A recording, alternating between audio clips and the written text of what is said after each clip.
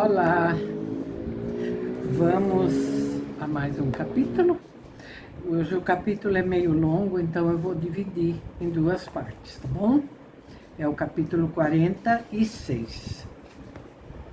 Ao chegar a Lambton, Elizabeth ficou decepcionada por não encontrar uma carta de Jane. No terceiro dia, contudo, sua expectativa foi recompensada. E Jane, reabilitada, pois recebeu da irmã 2 cartas ao mesmo tempo, numa das quais vinha assinalado o seu desvio. Elizabeth não se surpreendeu, pois Jane escrevera o endereço de maneira quase ilegível. Preparavam-se para sair quando as cartas chegaram, e seus tios, querendo deixá-la à vontade com a correspondência, partiram sem ela. A carta extraviada deveria ser lida primeiro, pois fora escrita 5 dias antes. O começo continha o relato de todas as pequenas reuniões e divertimentos da família, assim como as últimas novidades da região. Mas a segunda parte, que datava do dia subsequente e fora evidentemente escrita em grande agitação, traria notícias bem mais importantes. Então, a carta. Minha querida Lizzie, ocorreu um fato inesperado e de extrema gravidade. Para não assustá-la, adianto que nos encontramos todos bem. O que eu tenho para contar diz respeito à nossa pobre Lídia. Um mensageiro chegou ontem à noite, quando já estávamos todos deitados. Veio da parte do coronel Foster e nos comunicou que Lídia tinha partido para a Escócia com um dos seus oficiais, mais especificamente com o Wickham. Imagine a nossa surpresa. Kitty, porém, não pareceu tão surpreendida. Estou muito triste. Considero um casamento altamente imprudente para ambos, mas pretendo esperar o melhor e faço o possível para crer que o caráter dele foi incompreendido. Ele será um inconsciente e um insensato, mas um ato como este não me parece revelar um mau coração. Sua escolha por Lídia é desinteressada, pois ele não deve ignorar que o nosso pai nada tem para dar à filha. A mamãe, pobrezinha, está muito desgostosa, mas o papai suporta tudo isso muito melhor. Considero um feliz acaso nada lhes termos contado do que sabíamos contra ele. No momento, precisamos também esquecer tais coisas.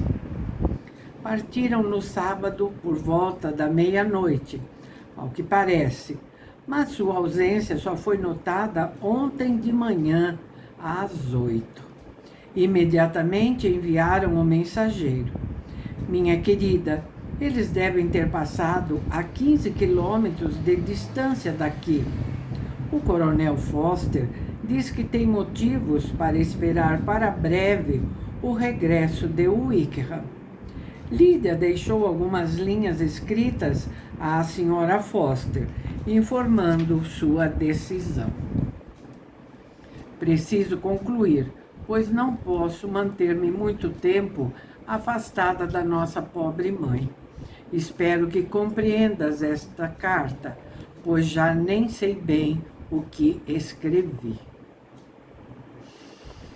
Sem perder tempo a refletir e sem saber exatamente quais eram os seus sentimentos, Elizabeth, ao acabar a carta, abriu imediatamente a outra, com grande impaciência, e leu o que se segue.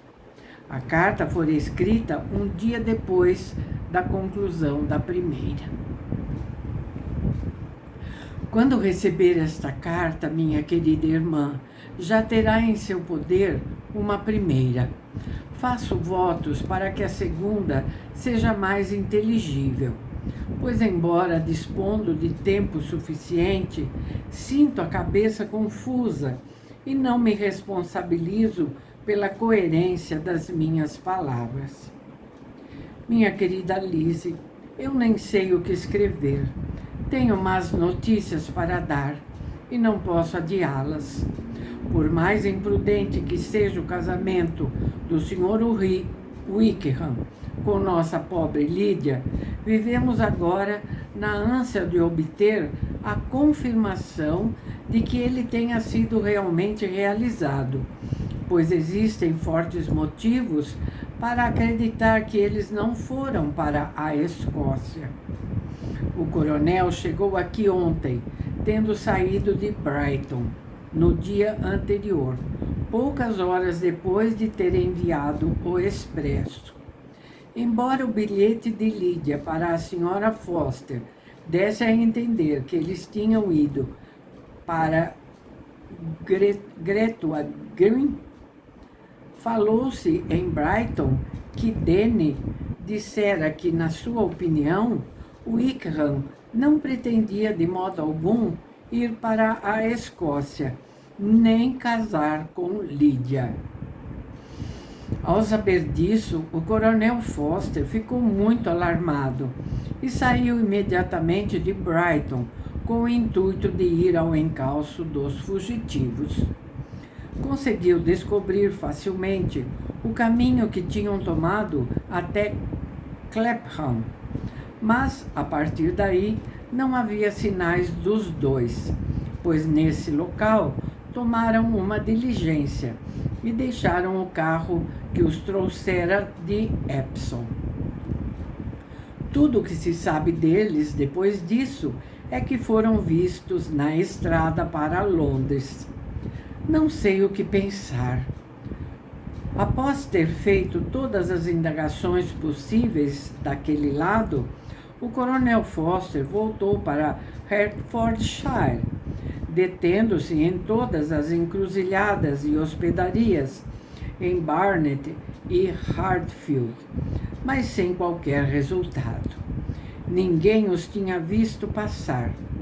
Preocupado por nossa causa, ele veio atenciosamente a Longbourn e revelou-nos suas apreensões da forma mais delicada e honrosa para o seu caráter.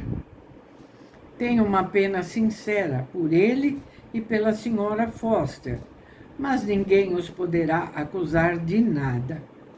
Nossa aflição é grande, minha querida Lise. Nossos pais acreditam no pior, mas eu não posso crer que ele seja assim tão perverso. É muito possível que Lídia e ele tenham julgado mais conveniente realizar o casamento em segredo, em Londres, e desistido do primeiro projeto. Mesmo que ele tenha planos tão perversos contra uma garota bem relacionada como Lídia, o que não é provável, não posso crer que ela tenha perdido todo o juízo. É impossível. Lamento, no entanto, dizer que o coronel Foster não acredita no casamento. Ele abanou a cabeça quando lhe exprimi minhas esperanças e disse que temia que o Wickham não fosse um homem de confiança. Pobre mamãe, ela está realmente abatida e não quer abandonar o quarto. Seria preferível que ela se esforçasse por reagir, mas não é provável. Quanto ao papai, nunca na minha vida o vi tão perturbado. Ele zangou-se muito com a pobre Kitty por ela ter escondido aquele namoro, mas, como se tratava de um segredo, acho natural essa atitude da parte dela. Alegra-me, querida Lise, que tenha sido poupada dessas cenas penosas, mas agora não posso deixar de lhe dizer que anseio pelo seu regresso. Não serei, no entanto, egoísta a ponto de pedir muita pressa, se isso não lhe for conveniente. Até breve. Tomo novamente a minha pena para fazer o contrário do que acabo de lhe dizer, mas as coisas estão de tal modo que lhe suplico que venham todos o mais depressa possível. Conheço os tios muito bem e não receio fazer tal pedido. Aos primeiros terei outro pedido a fazer. O papai vai partir imediatamente para Londres com o coronel Foster, a fim de procurar os fugitivos. Numa circunstância como esta, os conselhos e o auxílio de meu tio seriam inestimáveis. Ele compreenderá imediatamente o que eu sinto. Confio na sua bondade. Oh, onde estará o meu tio? Indagou Elizabeth, dando um salto da cadeira, mal acabara de ler a carta, na ansiedade de ir falar com ele sem perda de um minuto. Mas ao chegar à porta, esta foi aberta por um criado, e o Sr. Darcy apareceu. A palidez do rosto de Elizabeth e seus gestos agitados o fizeram se sobressaltar.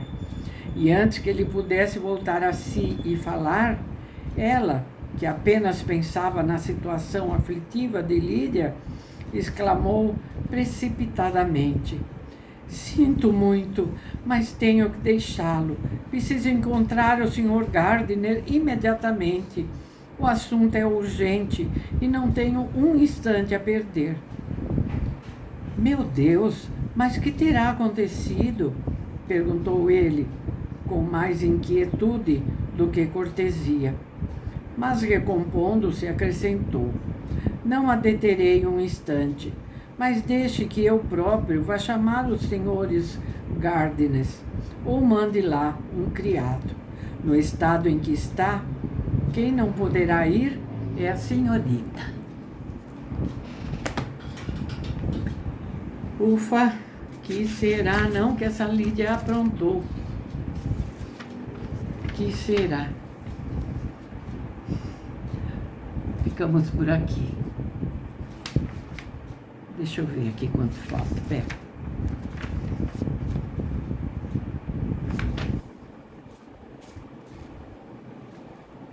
Ficamos por aqui, tá bom?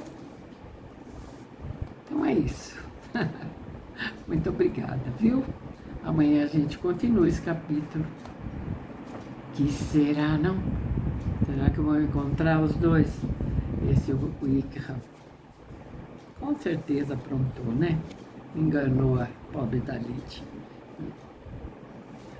Se diz muito esperta, mas com certeza é muito ingênua. Então é isso por hoje, tá bom? Tchauzinho. Muito obrigada.